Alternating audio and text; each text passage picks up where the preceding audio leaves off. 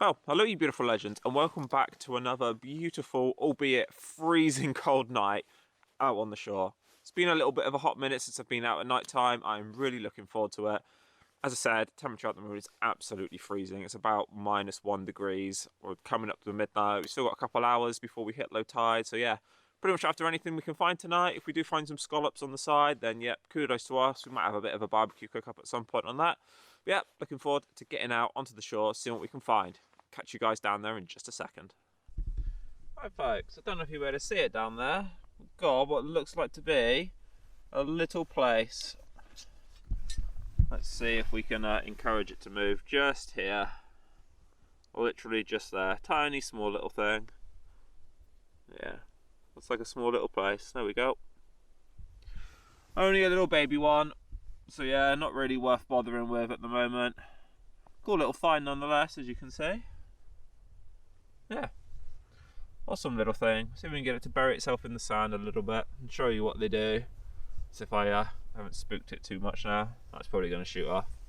No worries, we'll let it go. If we can find a bigger one, about 3 times that size, that'll be amazing. So see what else we can come across tonight. Another little creature down there, folks. Oh, just down here in the eelgrass. We have a spider crab. Only a little thing. Little camo crab, munching piece of seaweed. Off it goes.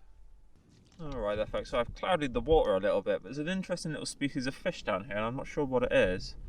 I'll see if I can net it. It's probably gonna escape straight away. There we go. I think it's it's a gurnard. Yeah. Little gurnard there, so there you go. There's another species for tonight. Nice awesome little find. Don't tend to find too many of them. I think this one might be a female. The the male ones have nice sort of yeah, this one's female. Oh well, let it go. There you go, Missy, down you go. Yeah, definitely a gurnard. I can tell by the little feelers at the front of it there that are coming out. What an awesome and cool little find that was. Yeah, the males have pectoral fins on the side. I'm losing my mind and losing the plot now. That are lovely and blue. I've had one in a video previously, but yeah, I think that one's a female one. Still, that's a cool little find. Cool little find indeed.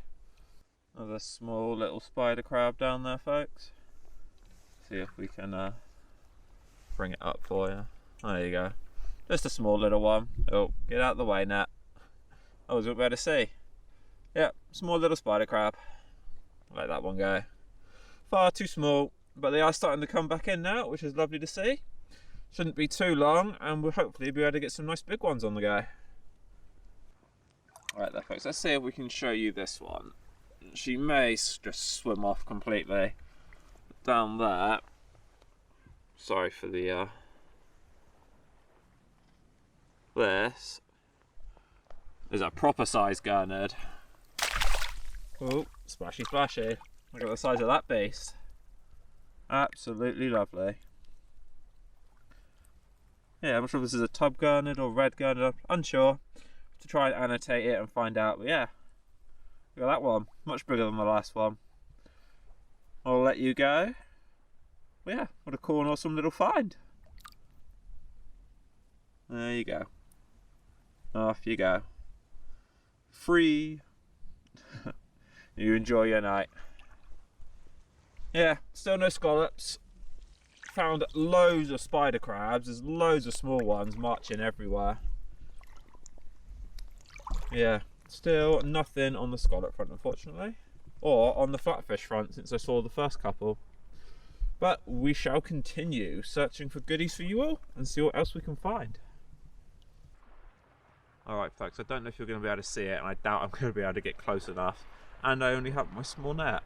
But there is a huge bass down there. First bass I've seen this year. Yeah, I seriously doubt that bass would actually fit into this net at all. In any way, shape or form. That's got to be a good several pound bass, at least. We'll give it a go. but I can guarantee it's literally just going to swim away. This net is nowhere big enough. Yeah, we're not getting that.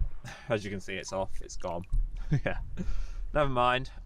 Well, we did come across one, we did find one, but yeah, there was no way I was sneaking up on that. That was a monster, especially to only be in like a metre of water, if that.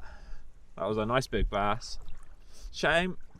Where I am though, just so you guys are aware, there are restrictions on bass. You can have a maximum of 2 per day. You can also, they have to be over 42 centimetres. That was massive, that was way over. And also the place where I'm in is protected from December to beginning of March, and then again from May up until December. So you've only got March and April to be able to take them. So yeah, if we do come across one that I'm able to net, that'll be great. But yeah, that was no chance on that one, not at all. But yeah, we'll carry on going through some eelgrass and stuff at the moment. As I said, I've seen absolutely loads and loads of spider crabs. There just seems to be tons of small ones, so I'm having to be really careful where I step, because they just look like the pieces of seaweed that are down there. And every so often there's one that's moving and it's a little spider crab. But yeah, the hunt continues. What are you? Ah, a rock. Nothing important. Right, I'll get back to you guys in a moment. Enough of me waffling. Alright, well, this, if I can get it up, this is a new one for me there, folks. I am unsure what species of crab that is, or what type of decapod it is. See if I can get it to spin over. No, it's got itself wedged into the net upside down. Yeah, not sure what sort of decapod that is. I do not know, so I'm going to have to research that, because I have not come across that before. See if I can get it. Oh. There we go. Yeah, how weird. I've not seen any form of crab or anything like that before, so I don't know what type it is. I will find out and I will annotate it, but it's really strange. Couple of goodies down here. I don't know if it'll pick it up enough, but yeah. Big velvet swimmer. Huge velvet swimmer down there. However, this here... Oh, sorry. Got the net in the way again. Let's bring him over. Got that for a spiny sea star. What a beast. What an absolute beast. Yeah, we'll let it go. Yeah, it's huge. Absolutely and utterly huge. Alright there, folks. Don't think even I can see it at the moment. I've got another little flatty down here. Let's see if I can encourage it into the net quickly. Nope. Oh, that almost took me out as it swam away. Never mind. That was not having ball with that. Tried to prod it with my foot to see if it would swim in so I could quickly scoop it, and now it's gone. That was a little flounder, that one. Oh well. We are not having much luck tonight, I'll tell you that. Keeping things in the net. Never mind. See if I can find another one for you. Well, again there, folks. Got another, I think this one's a flounder actually, down here. Let's see if we can. Yes! Ooh, don't you flash my camera, mister. Look at that for a beast. Yep, that one there, I'm pretty sure, is a flounder. I'm going to go give this one a measure on the shore a sec, because that might be big enough to keep. What an absolute beast. Yeah, so I know that turbot and brill need to be about 30 centimetres, place and flounder about 26-27. So yeah, we shall see. That one might actually be big enough to keep, so we might be taking that one home for the family. We shall see. Get back to you guys in just a sec. Alright there, folks, well, we have one tape measure. So yeah, we can sort of roughly lay them out. get it down. Throw you there. Oh, decided to go back in, did you? So, there we go. Sorry for that. This guy here, or girl, is roughly about 38 centimetres. So yeah, that is well within the size limit for me to keep. What an awesome, awesome fish. Lovely little flounder. Yeah. Might very well keep that one.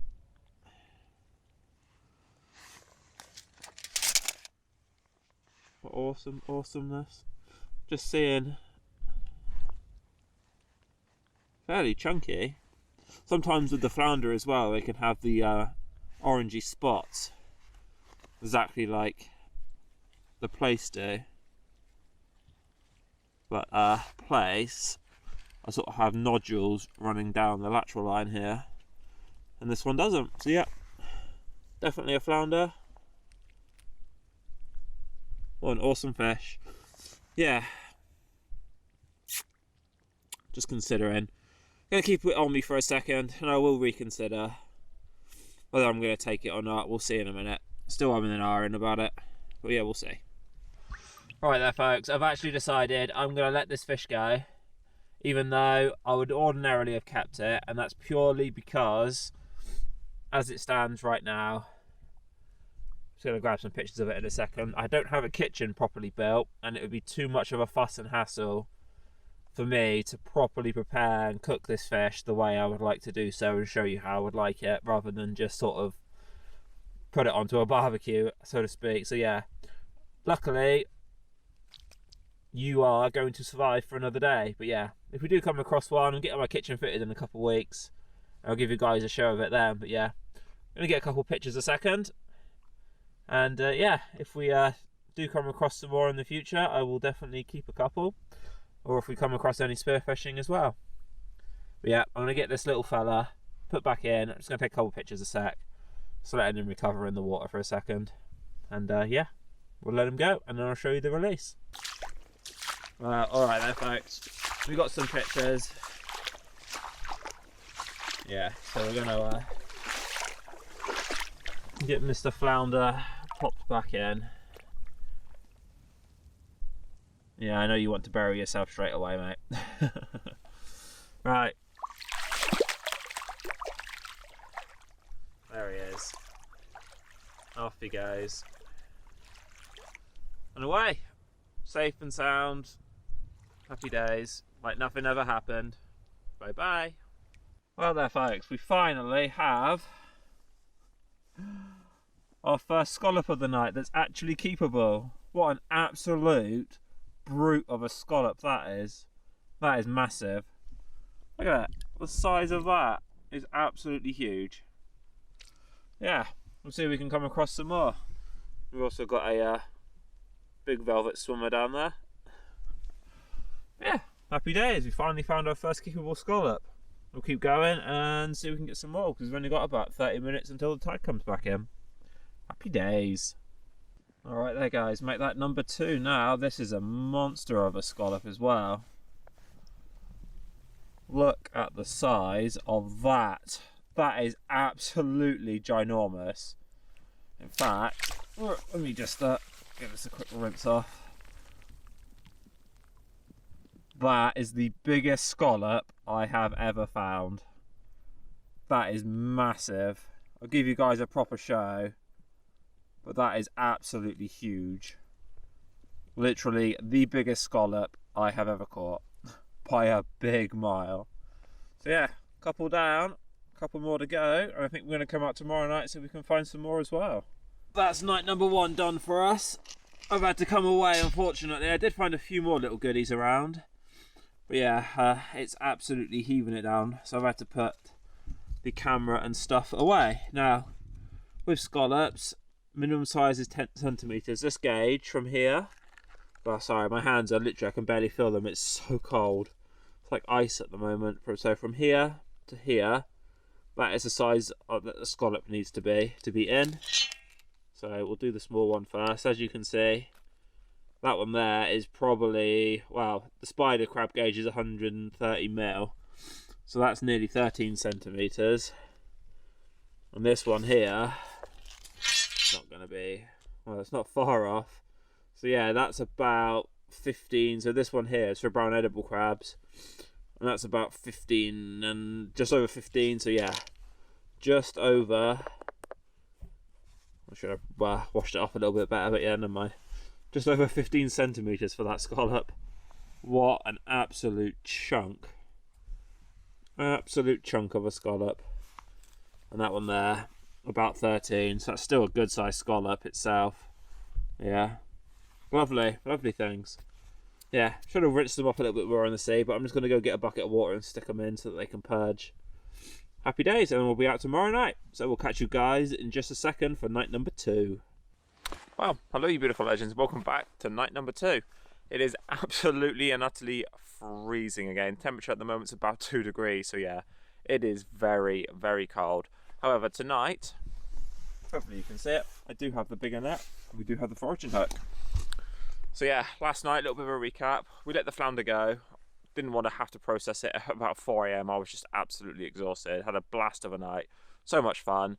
Also found the biggest bass I've ever seen.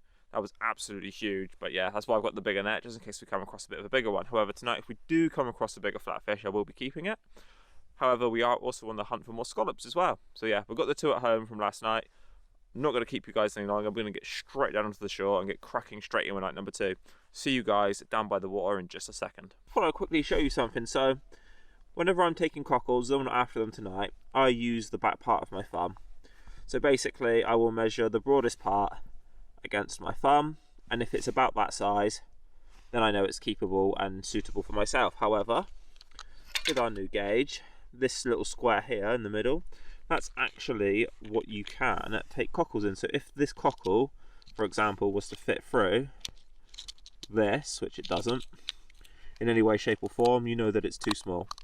So yeah, even though this is quite a small cockle, and it isn't suitable for my own personal taste if I was taking it, it's actually a keepable size, so you can tell just how small, although this is a dead one, you can see something like that, will go straight through the hole there. So something small like that wouldn't be keepable. However, something this size would be. But yeah, you can see how small it is. Far too small for my own personal taste. But yeah, thought I'd just give you guys a quick show and tell on that one while we're down here. Alright there folks, well, I hope you can hear me alright, because I literally just dunked my microphone in the water. So yeah, I'm a twat. But we have another flounder just down there. This one is a lot smaller than the last one. It's probably just about legal size, but that's too small for me. But yeah, try and give you a bit of a closer show. I'm trying to juggle 50 things at the moment. So yeah, there we go. Nice little hand-caught flounder. And we also have a little bit of a hitchhiker over here. Little decorator crab. Or is a, no, that one there is a long-legged spider crab. Oh, and you guys, we'll tip them out in a minute and get them off. But yeah, not a bad size. It is probably keepable, that flounder, but like I said, a bit too small for me. And I hope you guys can hear me alright. Yeah, what a fail. What an absolute fail.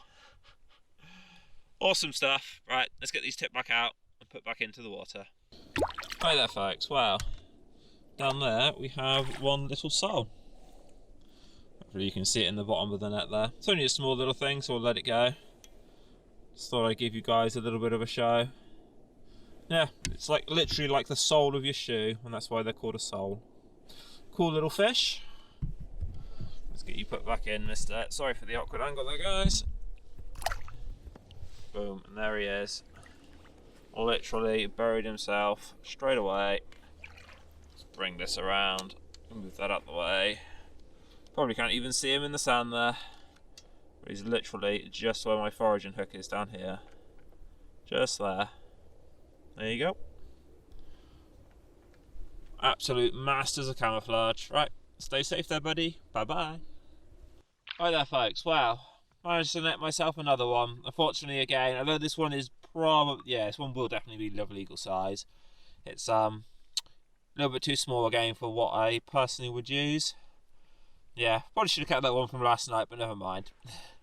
Can't always have it the way you want it, hey? So we'll get this guy let go, and also underneath him we have a scallop. So I'm going to get this guy released, measure up that scallop, and see if we've got another keeper or not. Back in a sec. Right there, folks. Well, that scallop down there is literally bang on in. So yeah, we'll be keeping that. Sorry, I can't sort of show you the measurement at the moment. I will at the end. My hands are literally frozen solid. It's so cold at the moment. Honestly, it's absolutely freezing. But yeah, got one scallop. Just need a few more, and we'll be happy day in. Right, all right there, guys. We are done down at the shore for tonight.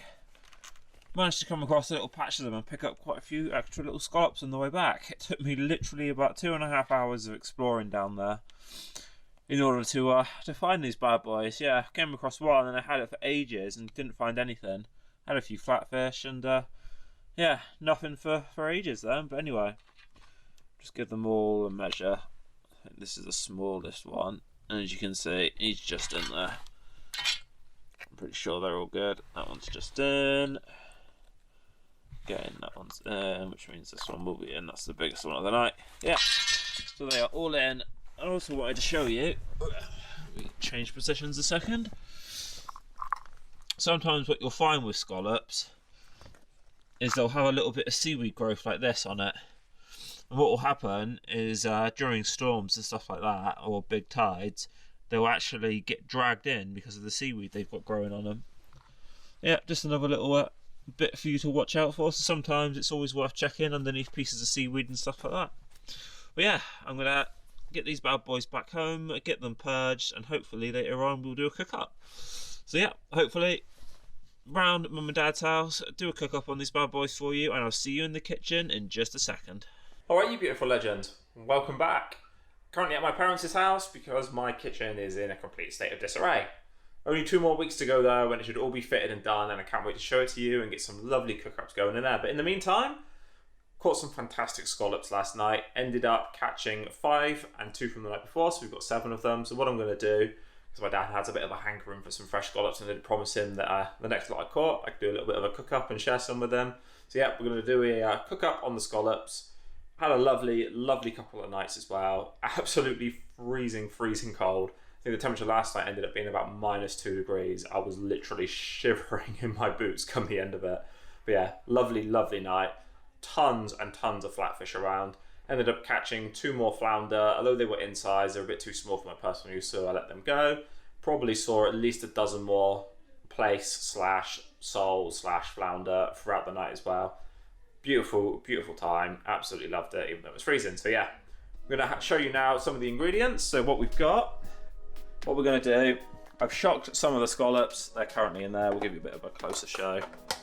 Dun, dun, dun. One-handed operation. Come out you. Oh yeah. Some nice, lovely, fresh caught scallops. And as you notice, there's probably 6 in there. So in a second, I'm actually going to show you guys how to shock a scallop. So that will be in the video as well, coming up in just a sec. But yeah, we're going to do a balsamic reduction with some honey. We're going to do a parsnip puree, and then we've got some packeted salad and stuff like that as well. So yeah, I'm going to show you how to make a lovely starter with these scallops. Absolute showstopper of a piece for any occasion really. Yeah. Next I will just get these parsnips peeled, get them on in some boiling water, get them going soft, get that scallop out, and we'll show you how to shock it in just a second. Alright there folks, wow. Welcome to how to shock a scallop. First things first, nice little tip for you when you've got these bad boys. Put them in the fridge for about 30 minutes. As you can see, they'll open up slightly. It makes it a lot easier to shock, most of the time. Sometimes they can be a little bit of a nightmare still. Next, make sure you've got a very sharp knife.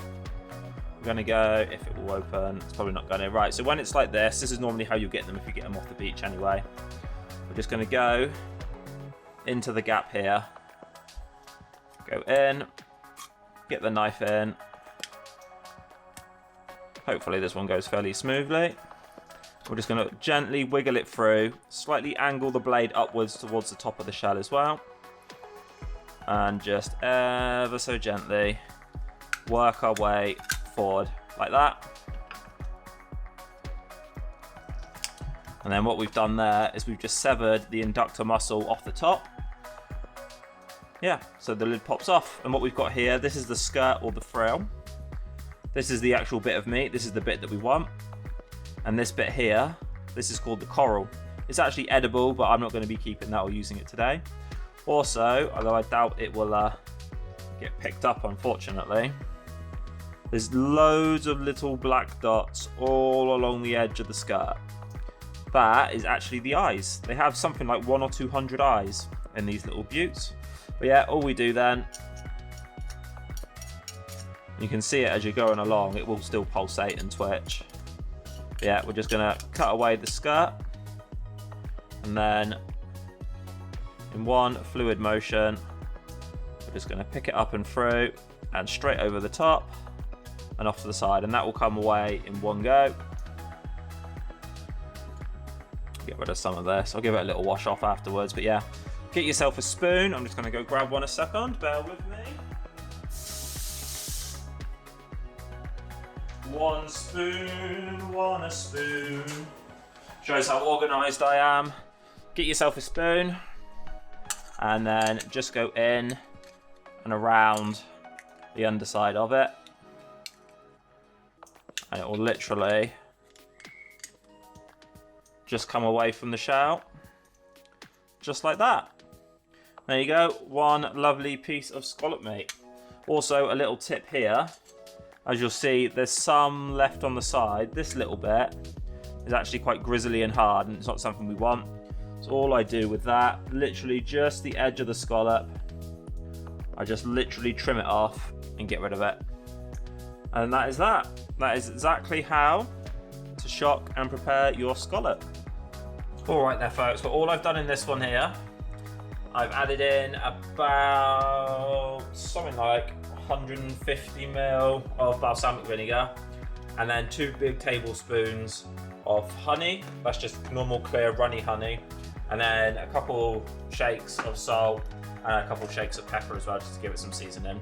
That's now going to be on to basically come to the boil, and then we're going to put it on a simmer and let that reduce by about a third, somewhere around there, just so it thickens up a little bit, and then that'll be our balsamic reduction done.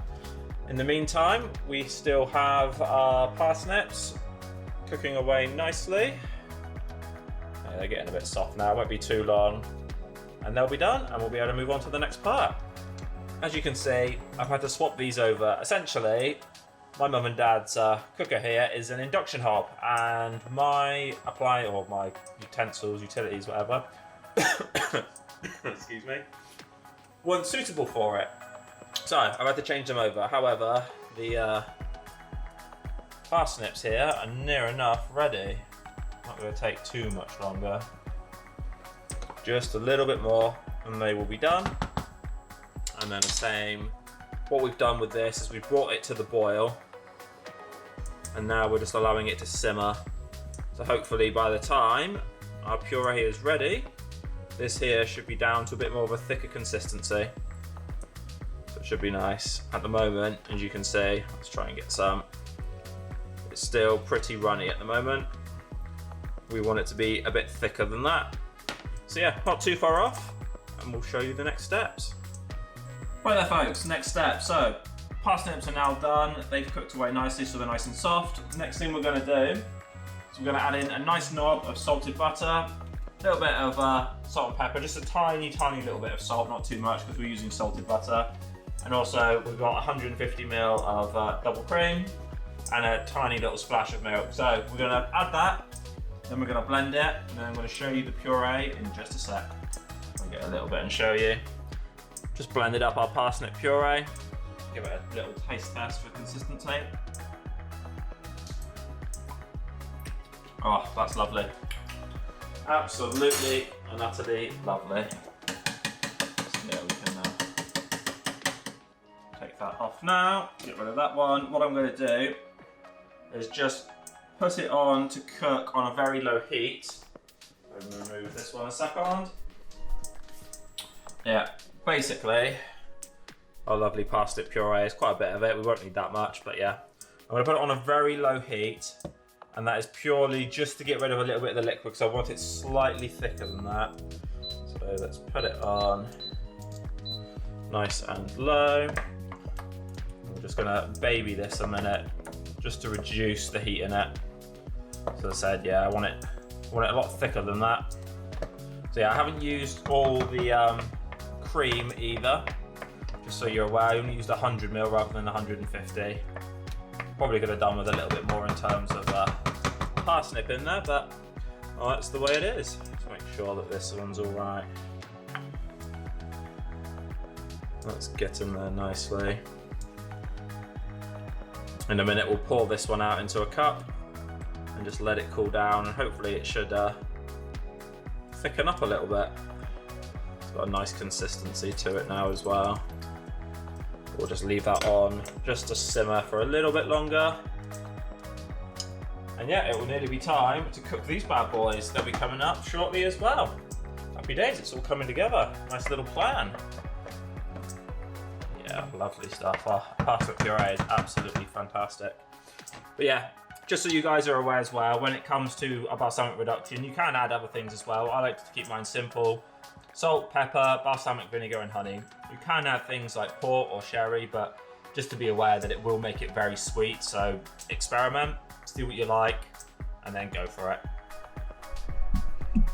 All right there guys, so we're now in the process of ready to start these. Just gonna pop that on right now in fact. So we want that one, should we work? No, don't want to work. That one, then that one, then that one. Hooray! I can work Hobbs. I'm not that incompetent. Just going to quickly season these with some salt and pepper. Also, I've marked out where our scallops are going to go with some of the puree. So yeah, let's pop you guys back down there a second. Give you a bit of a live cooking show, hopefully. So, seasoning, salt on the top. Again, pepper on the top. Flip these bad boys over. You want to season both sides thoroughly. Bearing in mind that about 50%, flip over you, 50% of your seasoning is going to get left in the pan. So don't be afraid. Lift my hands up a second. Yeah, don't be afraid to season well when you're doing things, especially if it's something like this, or fish, or steak especially, anything like that. A lot of it will get left in the pan. So yeah, there we go. Those bad boys are nicely seasoned. Happy days. All right, we want this pan to be absolutely and utterly sizzling hot. So let's put this on a nice high heat. All we've got in here is some olive oil and some salted butter. The reason we put the olive oil in is to stop the butter from burning. So yeah, hopefully in a second, that will be sizzling away. So we want it nice and high. Nice and high indeed. Oh yeah. Listen to the crackle. Love the crackle. Sizzling pan is definitely a happy pan, that is for sure. Right. Let's get this one nice and hot. That will put it on the, I think the max goes to 9 on this. Gonna make a little bit of a mess. Pop you guys back down a second. Roll my sleeves up, stop myself getting burnt from the butter. Turn you back down to number 8. There we go, nice and melted. Now, it doesn't take very long to cook scallops, about 30 seconds on each side is literally all it takes. If you do it any longer than that, you're gonna overcook them and they're gonna turn to rubber. So yeah, make sure your pan is nice and hot. Get your scallops seasoned beforehand. And all we're gonna do in a clockwise pattern, so starting from the top and going around, almost like the hands of a clock. We're gonna go around. After 30 seconds, we'll flip them over, give them another 30 seconds, and then we can serve them. So yeah, let's definitely get this up. Awesome, nice and hot. All right, let's start putting them in. 2, 3, 4, 5,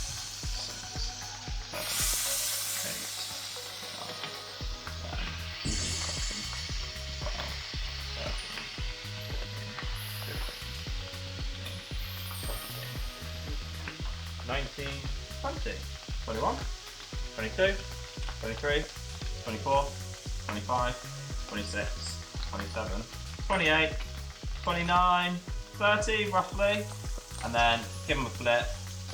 Should have some nice caramelization going on. I'll show you in just a sec. Again, flip them exactly the same as you put them in. Give them a second more.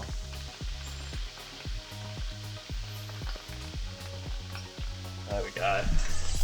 Give you guys a nice little close up of that. Oh, they are looking absolutely lovely. Honestly, it does not take very long to cook these. You do not want to overdo them, I must stress that, otherwise they would just literally turn to rubber and they would be absolutely horrible. Just look at that there, folks. Absolutely and utterly stunning. Definitely a showstopper piece if you ever want to make it. Looks delicious and I cannot wait to try it. Right there, folks, well, they say the proof is in the pudding.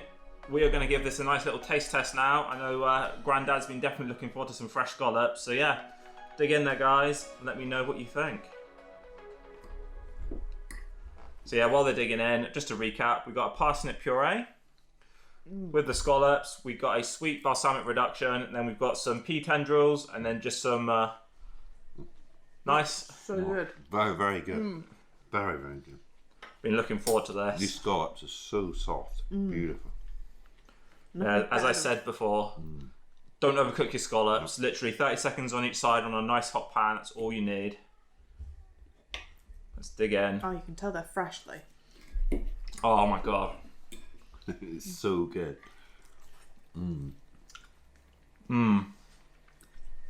Oh wow. Fantastic. Honestly, nothing beats fresh seafood like this. Shop bought stuff, I just don't do it anymore because it's just such a difference. It's literally like night and day. Anyway there, guys, we're going to smash through this because it ain't going to last very long, I'll tell you that. Hope you've enjoyed this episode. And yeah, I'll catch you on the next one there, folks. And as I always say, from my adventure to yours, stay safe there, guys. Have a lovely day. And from us, bye for now. Cheers.